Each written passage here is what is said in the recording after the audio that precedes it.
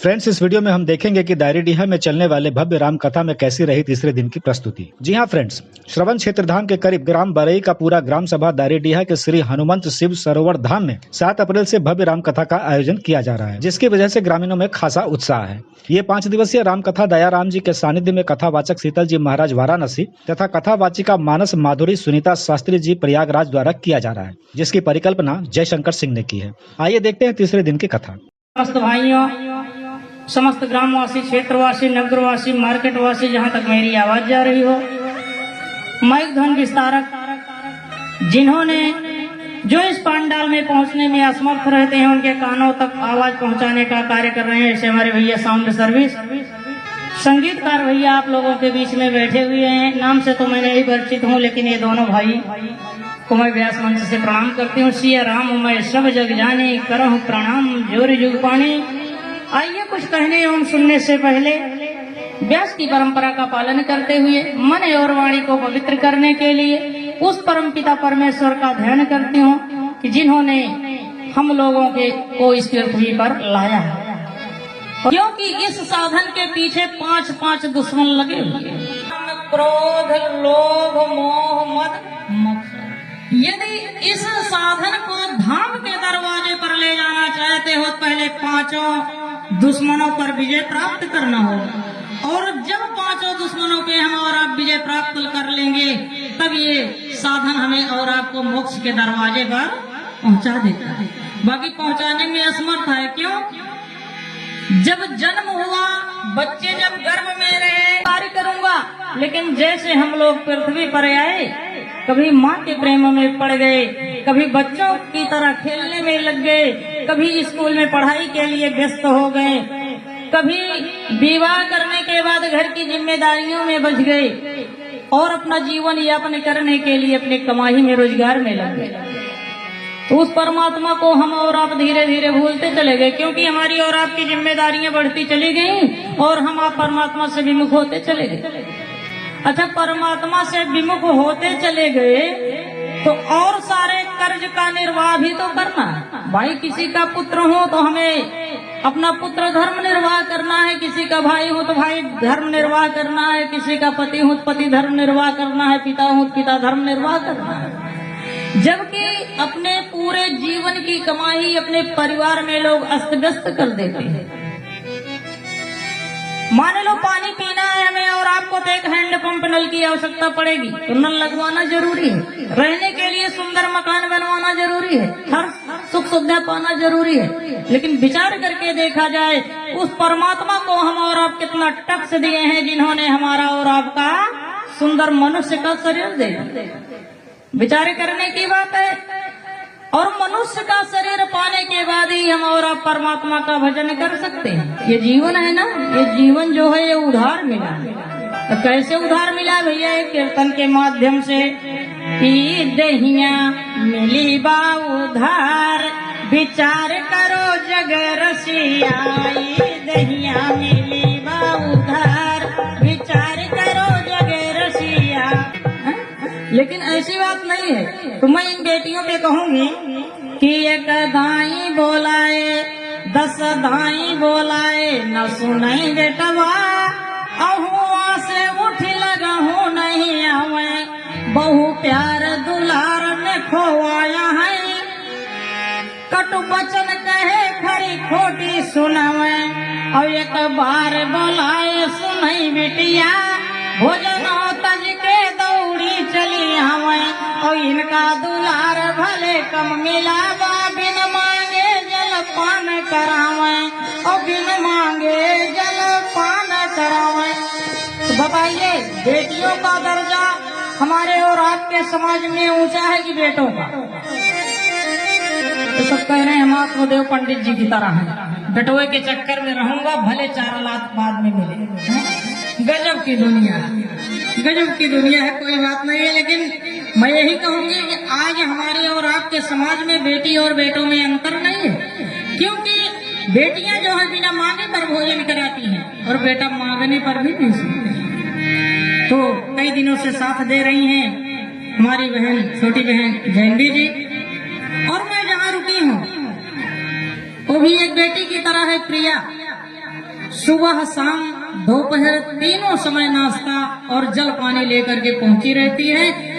इसलिए कि बेटियां उनको होती हैं जिनका बहुत बड़ा सौभाग्य होता है। किसी के घर बेटा जन्म लेता है तो कोई भाग्य नहीं होता, लेकिन बेटी जन्म लेती है तो बड़े सौभाग्य से जन्म होता है और जिसमें हमारा प्राण हमेशा बसता है। मैं अपने बेटे और नाती को तो उतना नहीं प्रेम करती हूँ जितना उस छोटी सी बच्ची को हमेशा अपने सीने से लगा के रखती हूँ, क्योंकि बेटियों से सुख मिलता है, बेटों से कभी सुख मिलने वाला नहीं है। तो आइए कल कथा के माध्यम से भगवती पार्वती का जन्म हुआ था, पार्वती की तपस्या पूरी हुई और साथ साथ महात्मा परीक्षा लेने के लिए आए थे। परीक्षा में फेल हो गई। जैसे मैया पार्वती ने कहा मैं पाप करो कहा माँ अम्बा भवन गमन मुनि हो विलम्बा। ये महात्मा आप हमें समझा करके अपना समय व्यर्थ में नष्ट मत कीजिए। मैं तो प्रण ले चुकी हूँ, बरसम गुनात रहा हूँ कुमारी, आप अपने अपने घर को जाए।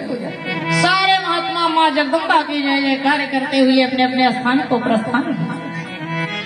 इधर जब से भगवती सती राजा दक्ष के यज्ञशाला में योग से अग्नि प्रकट करके अपना प्राणांत किया था, उसी दिन से भगवान भोलेनाथ के मन में ऐसा वैराग्य उत्पन्न हुआ था कि अखंड समाधि में बैठ गए थे और समाधि में बैठने के बाद राम नाम का जप चल रहा था। इधर पार्वती की तपस्या पूरी हुई,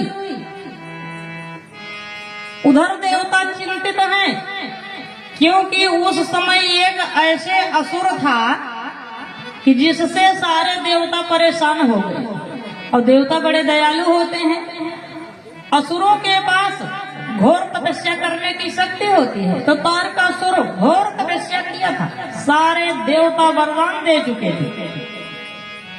तारकासुर का वध करने वाला देवलोक में कोई बचा नहीं था। एक समय देवताओं की सभा लगी, देवताओं में चर्चा हुई कि हम लोग तो वरदान दे करके वचनबद्ध हो चुके हैं, तारकासुर का वध करने वाला कोई नहीं है। ब्रह्मा जी से कहने लगे आप भी तो वरदान दे चुके हो, कम से कम आप भी चुप रहो, हम लोग तो वरदान दिए हैं, आप भी तुमसे वरदान दे चुके हो, किसी के मारने से मरने वाला नहीं है। ब्रह्मा जी ने कहा एक उपाय मेरे पास बची है। कहा वो कौन सी उपाय है? कहा जितने देवता हैं इन देवताओं ने वरदान दिया है तारकासुर का वध कोई नहीं कर पाएगा, लेकिन भगवान भोलेनाथ यदि विवाह करें, भगवान भोलेनाथ को जो संतान उत्पन्न होगा वो संतान कोई वरदान नहीं दिया है, वो तारकासुर का वध कर सकता है। पूछ गए भगवान भोलेनाथ हैं कहा? भगवान भोलेनाथ अखंड समाधि में बैठे हैं सती जी के वियोग में, राम जी के चरणों में ध्यान लगा करके। अच्छा, इधर मैया पार्वती की तपस्या पूरी हुई और उधर जाकर के भगवान राम जी पहुंच गए कहाँ? उस अखंड समाधि में। आइए हमारी भाभी लोग चली आ रही है, स्वागत पे स्वागतम है भाभी जी आपका। आइए आपकी स्वागत में मैं पहले से बैठी हूँ, इसलिए कोई उपाय ऐसा करता हूँ कि कम से कम भोलेनाथ नेत्र को खोल दें। तो भगवान राम भी बड़े चालाक थे, अपनी सुंदर छवि को भगवान भोलेनाथ के अंतःकरण से खींच ली, स्वयं अपनी छवि को खींच लिए भोलेनाथ के हृदय से। और जैसे सुंदर छवि को खींचते हैं, जैसे अपने छवि को खींचे और भगवान भोलेनाथ अपने अंतःकरण में जब राम को नहीं पाए तो तुरंत हक पका करके नेत्र को खोले। और जब नेत्र को खोल रहे हैं तो भगवान राम जी सामने दोनों हाथ जोड़ करके खड़े हैं और क्या कह रहे हैं कि विनय मामाया सुना हो शिव जो मो पर जाई विवाह शैल गृह यह मांगे मोहि देव। भगवान राम जी दोनों हाथ जोड़ करके खड़े हैं और हाथ जोड़कर कह रहे हैं कि मैं आपसे कुछ मांगने आया हूँ और मुझे दीजिए। कहा क्या मांगने आए हो? कहा मैं यही मांगने आया हूँ कि जो सती राजा दक्ष के यज्ञशाला में प्राणांत किया था वही पार्वती की, मैं यही मांगने के लिए आया हूँ कि आप उनसे जा करके विवाह कीजिए, यही वरदान मुझे दीजिए। तो भगवान भोलेनाथ ऐसे देवता भगवान भोलेनाथ कहने लगे कि सिर धरिया यसो करिए तुम्हारा परम धर्म नाथ हमारा। आपकी आज्ञा मैं अपने सिरों पर धारण करता हूँ। तो भगवान राम इतना पागल थोड़ी है। भगवान राम कह रहे हैं नहीं, यदि मेरी कही हुई बात को भगवान भोलेनाथ अपने सिरों पर धारण करेंगे, इनके शीश पर पाप नाशनी जगतारणी पावन गंगा विद्यमान है, और एक लहर तेज से मार दिया तो मेरी कही हुई बात गंगा जी के साथ बह जाएगी और भगवान भोलेनाथ भूल जाएंगे। भगवान राम जी कहने लगे, मेरे आराध्य मेरी कही हुई बात सिर पर धारण करने योग्य नहीं है। कहा तब क्या करूं? भगवान कहते हैं, देखिए मेरी कही हुई बात को कहाँ रखोगे? तो बाबा जी को लिखना पड़ा कि अंतर ध्यान भय सभा की और शंकर सही मूर्ति उर राखी। ध्यान हो गई। मानो भगवान भोलेनाथ नेत्र रूपी रास्ते से ला करके हृदय रूपी कोठरी में राम को बैठा लिया और नेत्र रूपी दरवाजा बंद कर लिए और भगवान भोलेनाथ की कही हुई बात को राम सहित अपने हृदय में धारण किया। समय व्यतीत होने लगा। भगवान भोलेनाथ के विवाह की चिंता सारे देवताओं को लगी हुई। देवताओं की सभा लगी हुई है। उसी सभा में तारक सुर के वध पर विचार किया जा रहा है।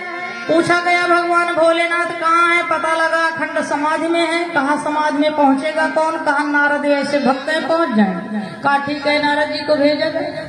बाबा नारद जी जाकर के पहुंच गए और भगवान भोलेनाथ से निवेदन किया। कहा भगवान भोलेनाथ आप अपना विवाह कर लीजिए। जैसे भोलेनाथ सुने कि कह रहे मेरा विवाह करने के लिए, भगवान भोलेनाथ कहते हैं, नारद दुनिया की रीत है, लड़की पक्ष के लोग वर को देखने आते हैं तब बात आगे बढ़ती है। तो कहीं विवाह का दिन तारीख पड़ता है तब विवाह होता है। बताइए कोई मुझे देखने आएगा कि कलयुग की भांति हम भी कहीं जाकर के लव मैरिज कोर्ट मैरिज कर लें? कहा नहीं, कोई बात नहीं। ब्रह्मा जी तो आपका विवाह स्वयं विवाह की तैयारी कर रहे हैं। बाबा नारद वहां से चले। बाबा नारद वहां से चले क्योंकि बाबा नारद जी ऐसे संत थे कि जो कल्पना करने से भी वार्ता कर लेते थे।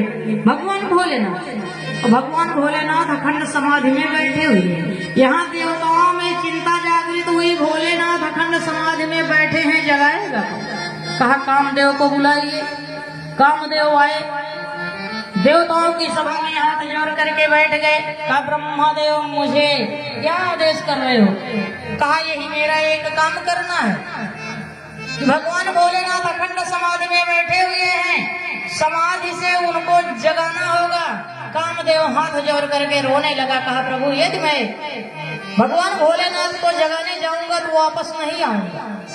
ब्रह्मा जी कहने लगे, कामदेव यदि देव कार्य के लिए, देवताओं के हित के लिए आपको अपने प्राण की आहुति देना पड़े तो संकोच मत करना। इस समय हम सारे देवता धर्म संकट में पड़ा है। कामदेव देवताओं को प्रणाम करके आगे बढ़ने लगे। तो जैसे आज हम और आप कहीं जाते हैं, कहीं के लिए प्रस्थान करते हैं, मार्ग में संत मिल गए, ये तो हमारे और आपके हृदय में हिम्मत जागृत हो जाती है। भाई किसी कार्य के लिए हम और आप जा रहे हैं, संत जी का दर्शन हो गया, सामने संत पड़ गए हैं, तो मेरा काम प्रतिकूल नहीं होगा, अनुकूल ही अनुकूल होगा, क्योंकि मिले ही जो संत वही अनुकूला। बाबा नारद जी मार्ग में बैठे हुए थे, राम नाम का जप कर रहे थे। श्रीमन नारायण नारायण नारायण नारायण नारायण। और कामदेव भगवान भोलेनाथ को समाधि से जगाने के लिए बाबा नारद पर निगाह पड़ी। तो कामदेव ने सोचा कि मैं भगवान भोलेनाथ को जगाने जा रहा हूँ, पुनः वापस आने को तो नहीं मिलेगा, मैं नहीं आ पाऊंगा। कम से कम संत नारद जी का मैं पैर छू लेता हूँ तो मुझे मुक्ति का द्वार जरूर मिल जाएगा। कामदेव तुरंत जाते हैं, बाबा नारद के चरणों में सुंदर प्रणाम करते हैं और बाबा नारद जी पीठ पर हाथ रखते हुए सुंदर आशीर्वाद देते हैं। जिस कार्य के लिए जा रहे हो कामदेव, उस कार्य में आपको सफलता मिले। बाण छोड़े जो भगवान भोलेनाथ के नाभि पे लगा और दूसरा बाण छोड़े भगवान भोलेनाथ के दिल पे लगा, तीसरा बाण सीने पे लगा, चौथा बाण गले पे लगा। लेकिन भगवान भोलेनाथ समाधि से जाग नहीं रहे हैं। कामदेव के प्रताप से 3 लोक 14 भुवन में समस्त नर नारी जीव जंतु पशु प्राणी सब काम के वश में हो गए। लेकिन भगवान भोलेनाथ समाधि से नहीं जग रहे। कामदेव ये पुष्प का बाण बनाए और जैसे भगवान भोलेनाथ के मस्तक में मारा, भगवान भोलेनाथ नेत्र को खोल दिए। और जब भोलेनाथ नेत्र को खोलते हैं तो क्या देख रहे हैं? 3 लोक 14 भुवन में कामदेव का प्रभाव इस प्रकार से प्रभावित हुआ है कि चारों तरफ सब काम के बस में हो गए हैं। भगवान भोलेनाथ देख रहे हैं तो संकल्प करे तालाब तलैया, पेड़ वृक्षों से डालियां डालियां से मिलाने कर रही हैं, समुद्र नदियों में मिलाने कर रहे हैं, तालाब तलैया में मिलाने कर रहे हैं। कामदेव के ऐसे प्रभाव को देख करके भगवान भोलेनाथ कामदेव को खोजने लगे, लेकिन कामदेव कहीं नहीं दिखे। तब बाबा जी को लिखना पड़ा कि तब शिवती सर नयन उभारा, देखत भयो काम जल छारा। की ज्वाला प्रवाहित होती है, कामदेव भस्म होने लगे, बस आम के पत्ते भी जलने लगे। और जब आम के पत्ते हरे भरे जलने लगे तो आम के पत्तों ने आवाज लगाया, हरा हर महादेव, हरा हर महादेव। महादेव आज तक तो हम हरा भरा थे, लेकिन हर हर महादेव, हर हर महादेव, हर हर महादेव, हर हर महादेव। जैसे सारे पत्ते मिल करके हर हर महादेव का आवाज लगाए, भगवान भोलेनाथ की ऐसी कृपा हुई, परमात्मा की कृपा से अग्नि की ज्वाला को भगवान भोलेनाथ स्वयं रोक लेते हैं। आम के वृक्ष को और पत्तों को भगवान भोलेनाथ ने सुंदर वरदान दिया, चलिए तुम हर हर महादेव, हर हर महादेव कर रहे हो, मैं तुम्हें पुनः हरा भरा कर देता हूँ। अब तो सारी रीत खत्म हो चुकी है। नहीं किसी के घर में पहले शुभ कार्य होता था, आम के पत्तियों का सुंदर तोरण लगाया जाता था। हम लोग कहीं ना कहीं अपनी संस्कृति को भूलते जा रहे हैं, क्योंकि जिस आम के पत्ते को भगवान भोलेनाथ ने हरा भरा रहने का सुंदर वरदान दिया है, आज हम मानव लोग एक वृक्ष समझ करके उनका सम्मान करना छोड़ दिए। आज भी यदि हम और आप उनका आदर और प्रेम विश्वास के साथ अपने दरवाजे पर तोरण लगाते हैं तो हिम्मत नहीं है कोई नकारात्मक शक्ति हमारे और आपके घर में प्रवेश कर जाए। भगवान भोलेनाथ कामदेव को भस्म किया और कामदेव की पत्नी को जब पता चला कि भगवान भोलेनाथ हमारे पति को भस्म कर दिए हैं तो रोती रोती हुई आई और भगवान भोलेनाथ के चरणों को पकड़ करके नाना प्रकार का विलाप करने लगे। भगवान भोलेनाथ को बड़ी दया आई और कहने लगे, रति इस समय तो आपके पति आपसे शरीर से नहीं मिलेंगे, लेकिन मैं तुम्हें वरदान देता हूँ कि द्वापर में आपको आपके पति शरीर से मिलेंगे। और सब लोग जानते हैं भगवान श्री कृष्ण के पुत्र जो प्रदुम्न हैं वो रति के पति के रूप में ही आए।